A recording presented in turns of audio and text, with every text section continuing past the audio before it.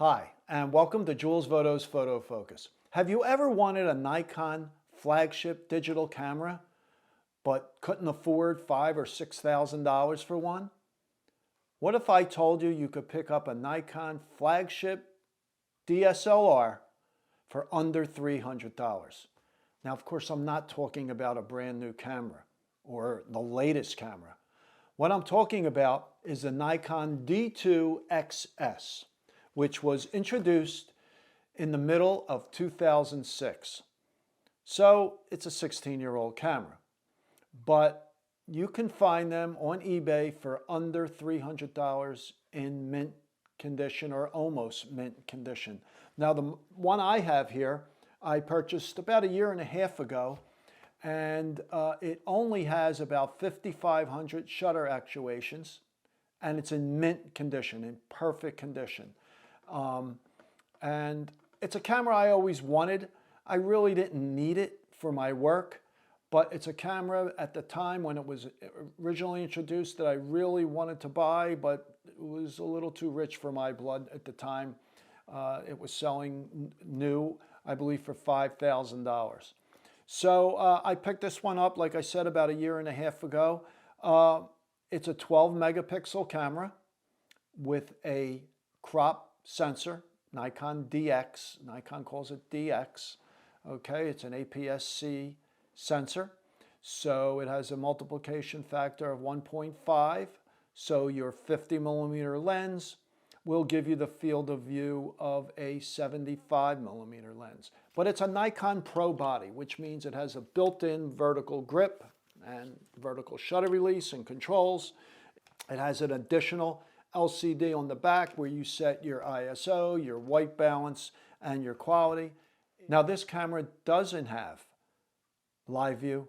It doesn't have video capability. It is strictly a stills camera. And it's really a stills camera for use in daylight and indoors with studio lights or flash. Because it does not have very good high ISO performance. In fact, the standard ISO for this camera goes from 100 to 800. Now there are extended, you could extend the ISO, but it's not recommended because noise will really creep in. In fact, even at 800, this camera produces more noise than, let's say, a Nikon 7100, which is a newer APS-C camera, I believe was introduced in 2013. Now I did a video on the 7100 recently, and I will put a link to that in the description below. But as all Nikon flagship cameras, all their top line professional cameras, it's extremely well made. It weighs a ton. It's a very heavy camera, but it is solid. It's weather sealed.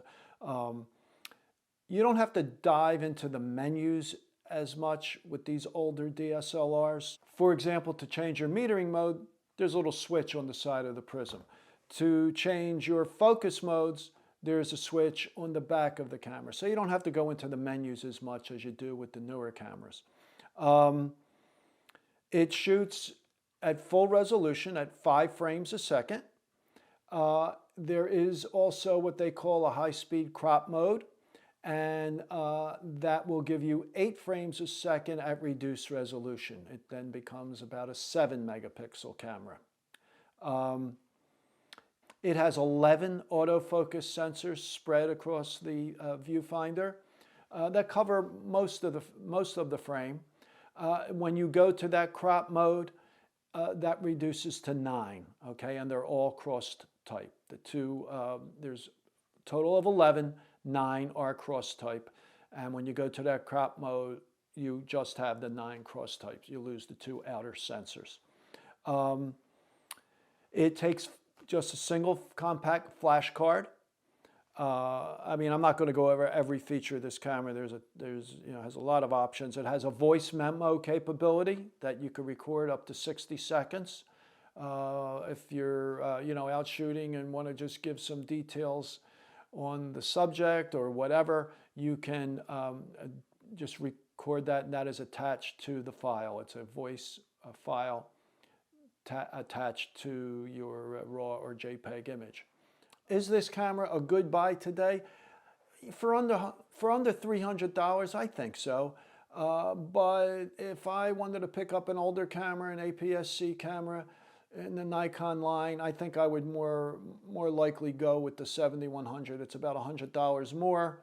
Of course, then you have to add the grip because the 7100 does not. The grip is optional, but it's a lighter camera. It actually shoots a little bit faster. Its high ISO is better. And of course, it's a more modern camera, but it doesn't have the rugged professional build that the D2XS has. Oh, one other thing, this camera will take all Nikon f-mount lenses,